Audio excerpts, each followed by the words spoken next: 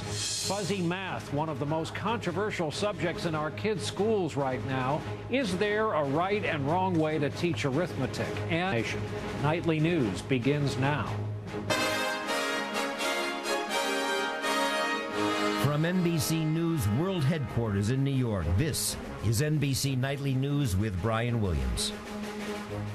Good evening. Now to the report we mentioned earlier about the brewing fight over the way we are teaching our kids math. Advocates say a new approach is an improvement over the old ways, but critics say it's actually causing our kids to fall behind the rest of the world. Some background on the story tonight from NBC's Tom Costello. From suburban New Jersey to California and Washington State, a heated debate over the best way to teach math, now spilling onto the internet and YouTube. Where's the math? Obviously, this math program is working. Rigorous discipline. There's no getting away from it. With America's 15-year-olds ranking 24th in a recent World Math Survey, the debate is between those who want a traditional back-to-basics approach and those who believe newer reform math programs help kids learn best. You all know that 500 has to be in the numerator. With its high SAT scores, Ridgewood, New Jersey is torn.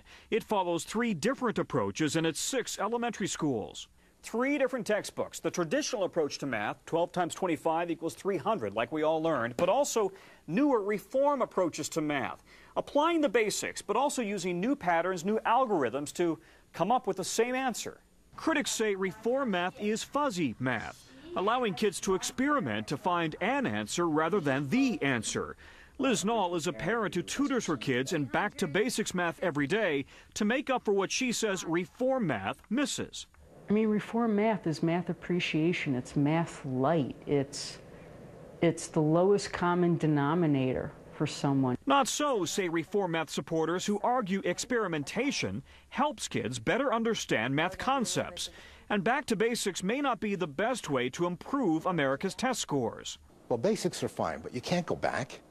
The world's changed. The digital age is still being born. Next month, a presidential math panel will recommend the specific skills every student should master before starting algebra in 8th or 9th grade.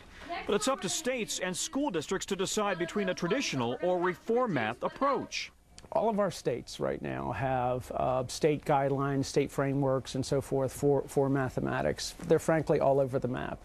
And an argument that is a century old: how to ensure America's kids are able to compete in a global economy. Tom Costello, NBC News, Ridgewood, New Jersey.